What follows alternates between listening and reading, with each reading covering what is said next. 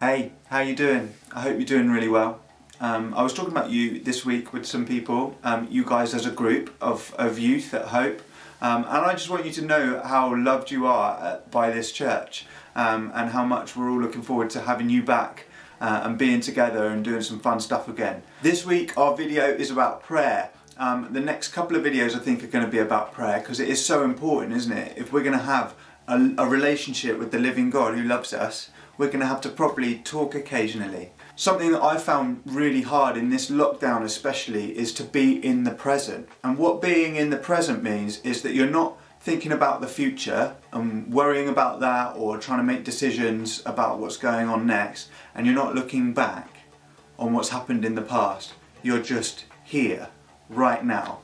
But if you're constantly looking forwards or looking backwards, then the danger is that you might miss what's going on right now. And what's going on right now is that God wants to be with you in this very moment here. One of my absolute favourite verses is Romans 8 verse 26. Romans 8, by the way, is an absolute banger. So if you're thinking about picking up the Bible and reading a chapter that would just be really interesting and good and says loads of stuff about God, Romans 8, you could do a lot worse than Romans 8. Romans 8 verse 26. We do not know what we ought to pray for, but the Spirit Himself cries out for us through wordless groans. Romans 8 verse 26 is a verse that's all about how to pray when we don't know how to pray. And I love that. I love that there's a verse in the Bible that's all about that, because that's so human, isn't it? So much of the time that I spend in prayer is kind of like, yeah, hi God, most gracious Lord, I just want to, dear God, thank you for everything. Can I just get back to you a bit later on?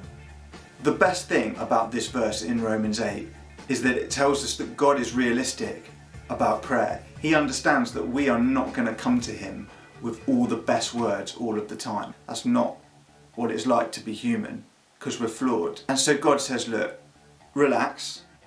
Prayer actually has very little to do with the words that you use and is much more about your openness to me, to the presence of my Spirit. So that verse is saying that what we actually need to be is to be surrendered to the Holy Spirit more than we need to come with special words, because otherwise it's like abracadabra, it's like magic. That's not what prayer is. Prayer is about relationship with a person.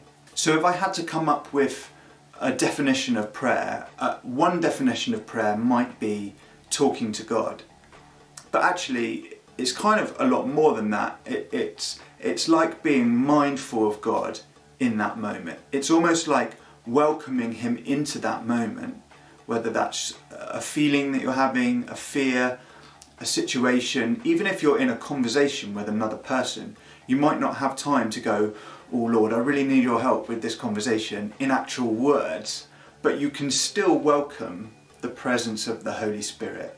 And this verse says that when we don't know what to pray, He, the Holy Spirit, will help us with wordless groans.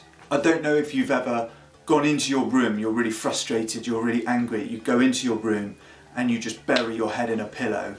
I do that quite a lot. Sometimes all we have is the feeling. We don't have any words, whether that's disappointment, frustration, or even excitement or joy. Sometimes you don't have words, all you have is just who you are and how you feel. And what is incredible about God is He says, I get it, that's alright.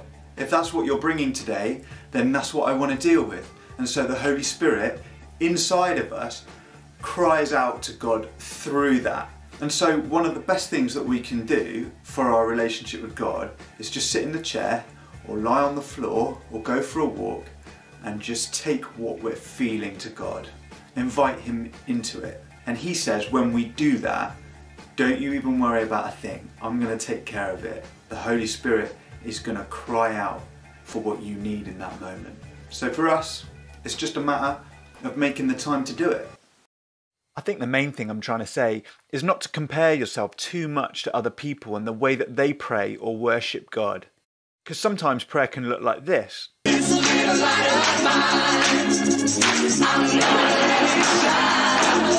But sometimes prayer looks like this. Sometimes prayer looks like this. And sometimes prayer looks like this.